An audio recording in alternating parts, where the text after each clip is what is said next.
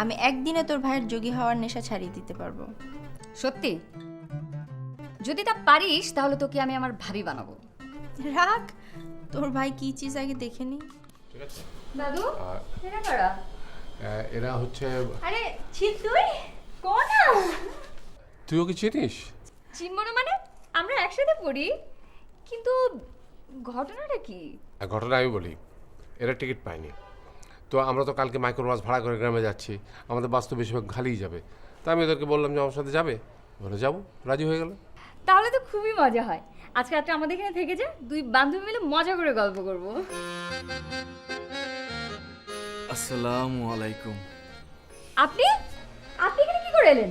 জি মানে তখন না দেখে রিকশায় উঠেছিলাম। Shut up. না মানে তখন আমি না দেখে রিকশা উঠেছিলাম। আচ্ছা চল তো আমার ঘরে চল। আমি আপনি এখানেই থাকুন।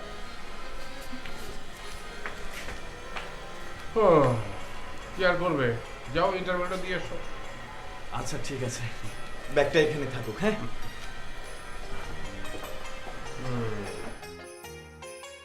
কলতা, এই কলতা, এই ইঁদুর মারার কল কোথায়? তাড়াতাড়ি ইঁদুর মারার কল নিয়ে আমার যোগ বিদ্যার সব বই কেটে ফেলেছে। হ্যাঁ হ্যাঁ, কোন কি?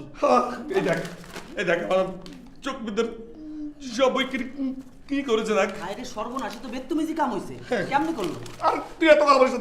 তাড়াতাড়ি ইঁদুর মারার কল নিয়ে আয়। আদাসি। এই তুই তোতলাচ্ছিস কেন? ভুল হয়ে গেছে মামা। তাড়াতাড়ি নিয়ে আয়।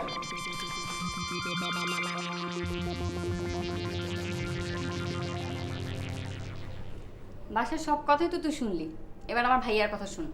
সে দিন রাত 24 ঘন্টা ঘরে বসে যোগ সাধনা করছে, একেবারে তার মাথায় ঢুকে গেছে সে নাকি যোগী বাবা হবে, হিমালয়ে গিয়ে যোগ সাধনা করবে, আবার যোগীদের মতো কষ্ট সহিষ্ণু হবে। আর এই কষ্ট সহিষ্ণুর প্রথম ধাপ হিসেবে সে জগতে সব কষ্টের অনুভূতি না শুরু করে দিয়েছে। মানে বুঝলাম না। মানে আর কি, সে আজ সকালে বাসা থেকে বের হয়েছে অন্ধ হয়ে, আবার বাসায় ফিরেছে তোতলা হয়ে।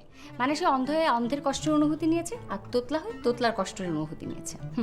শুধু তাই না, সে আজ সকালে ব্লেন্ডারে সব খাবার দিয়ে শরবত বানিয়ে খাচ্ছে। কেন? কেন কি জানি, হয়তো পাইপ দিয়ে খাওয়ার অনুভূতি নিচ্ছে। আমি একদিনে তোর ভাইয়ের যোগী হওয়ার নেশা ছাড়িয়ে দিতে পারবো। সত্যি? যদি তা পারিস তাহলে তোকে আমি আমার ভাবি বানাবো। রাখ, তোর ভাই কি চিজ আগে দেখে নি।